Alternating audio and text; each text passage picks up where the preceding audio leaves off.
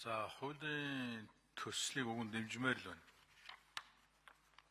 Сая гишүүдийн асуултанд хариулж байгаа хариулт бол нэг хангалтгүй байна. Энэ хуулийнхаа төсөл дээр ажилласан хүмүүс юм уугүй юм. Хууль бол уг нь цомхон байгаа шүү дээ. 5 бүлэгтэй.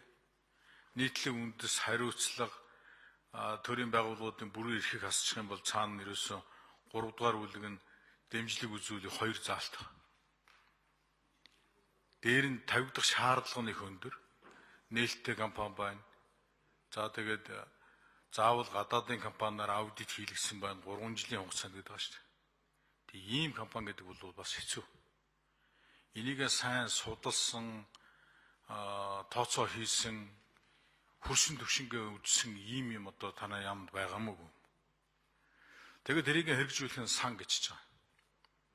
Тэгэхээр ерөөсөө 2хан хөнгөлтөнд судалгаа хийсэн бол 75 хүртэлх хэмжээтэй дэмжих хэмжээний дэмжлэгийг нэг удаа улсын төсвөөс өгнө гэдэг. Судалгаа чинь зөндөө хийгддэг. Үр дүнгүй судалгаа байдаг байхгүй юу? За ийм юм хий гэж байгаа. За энийг хийхэд болцоогүй байна л. Гэхдээ тэрийг санхүүжүүлэх юм ааш. Ер нь бол үйлдвэрлэлийг дэмжих, одоо ялангуяа экспортыг дэмжих, импортыг орлоход бол дэмжлэг хэрэгтэй. Монголын эдийн засгт өнөөдөр мөнгө дутж байгаа. Аж ахуйн нэгжүүдэд мөнгө дутж байна. Банкуудын зээлжих хүчин чадал бол маш муу байгаа шүү дээ. Тэгэд импортыг орлох жишээлбэл барилгын материалын үйлдвэрүүдийг дэмжих хэрэг өнөөдөр манай тоног төхөөрөмж хийдэг газар байхгүй шүү дээ. Тоног төхөөрөмжийг гаднаас авна. Гэхдээ тэрийг чинь бид нар Монгол төгрөгөөр авч чадахгүй шүү дээ. Доллараар л автаар. Цаашдаа ч тоног төхөөрөмжийг гаднаас бид нар валютаар л авна. Тийм учраас өнөөдөр би зүгээр 2-3 зүйлийг хэлхийг хүсэж байгаа. Нэгдүгээрт энэ импортыг орлох, экспортыг дэмжих үйлдвэрлэлийнхээ хөрсөн төвшингийн судалгааг хий. Өнөөдөр 40 гаруй барилгын материалын үйлдвэрлэлийн бүтээгдэхүүнийг гаднаас авах шаардлагагүй ус. Стандартын хувьд бол евро стандартад нийцэж байгаа. 196 үйлдвэр сүүлийн 2 жилийн хугацаанд шинээр бий болсон. Цемент арматурыг цаашдаа гаднаас авахааргүй гадагш нь экспортлох болцоотой болсон. Тэгэхээр энэ экспортлох бололцооныгоо бас судалж үзье. Мал аж ахуйн бүтээгдэхүүн, уул уурхайн бүтээгдэхүүн, зарим хөдөө аж ахуйн бүтээгдэхүүнийг бид нар гадагш нь экспортлох болцоотой.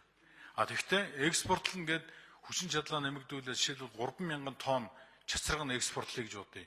Энэ чинь тууштай нь 30 жил байхгүй бол 3 жил экспортлоод алга болох юм бол дээр нь аж ахуйн нэгжүүд ампуурна. Дээр нь одоо үр дүнд бол хүрэхгүй. Уг нь үйлдвэрлэлийг дэмжихийн тулд би бол арай өөр юм орж ирэх ёстой болов уу гэж бодож байгаа. Нэгдүгээр хөлбөмбөр эрхлэлийг дэмжих сан байна. Жижиг дунд үйлдвэрийн сан байна. Энийхээ менежментийг өөрчлөө. Зээлийн батлан даалтынхаа санг энэ жижиг дунд үйлдвэрийнхээ сангийн хажууд авчих ёстой. Одоо санхүүгийн зохицуулах орон дээр байгаа. Энэ бол эдийн засаг аж үйлдвэр хариуцсан тэр салбартаа бол үйлчлэх зүйтэй. Дээр нь хөгжлийн банкыг маш зөв ашиглах ёстой. Энэ томоохон экспортыг дэмжих, импортыг орлох үйлдвэрүүдийг дэмжиж гэх юм бол нэгдүгээрт импортоор авж байгаа тоног төхөөрөмжүүдийг гайлын татвараас чиглүүлдэг. Тэр татварыг нь төлөх хугацааг нь сунгадаг. Энэ шийдвэр бол төрийн засгийн газраас гарсан. Одоо хэрэгжиж явах ёстой. Дээр нь зээлд нь баталгаа гаргадаг байх ёстой. Одоо бид нар хөрөнгө оруулалтын агентлаг гэдээ байгуулсан бол экспортод гаргаж байгаа бүтээгдэхүүн үйлдвэрлэл дээрээ мөн одоо баталгаа гаргадаг компани хэрэгтэй.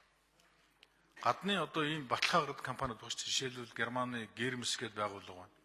Монголд хөрөнгө оруулалт хийж байгаа бол Монголоос хөрөнгө оруулалт авж байгаа бол тэн дээр нь баталгаа гаргаж өгдөг. Ийм байгууллагуудыг бий болгох хэрэгтэй. Дээр нь тоног төхөөрөмжийн лизингийн компаниудыг бий болгоход дэмжлэг үзүүлэх ёстой. Тэрнээс төр лизингийн компани байж болохгүй. Энийг хөгжлийн банктайгаа уялдуулаад хөгжлийн банк бол өнөөдөр сангийн яамны банк биш шүү дээ. Энэ бол бараг үйлдвэрлэлийнхээ яамд байх нь үргэлжтэй. Тэгээ ийм бодлогонуудаа хийж өгөхгүй бол одоо сайд болгон хажуудаа нэг сантаа болгоод зөвхөн өөрөө шийддэг ийм байх юм бол явахгүй. Энэ бол төдийдэн дэмжлэг авч чадахгүй шүү дээ. Тэгэхээр байгаа механизмуудаа зөв зүйтэй ашиглах энэ том бодлоготойгоо уялдуулах юмнуудаа бусад хууль дээр оруулж ирсэн бол зөв. За худалдаа авах үйлчилгээний бараа үйлчилгээний хуулийн дээр дотооддоо үйлдвэр шимийг авна гэд хэлэх бол амархан шүү дээ. Эний цаана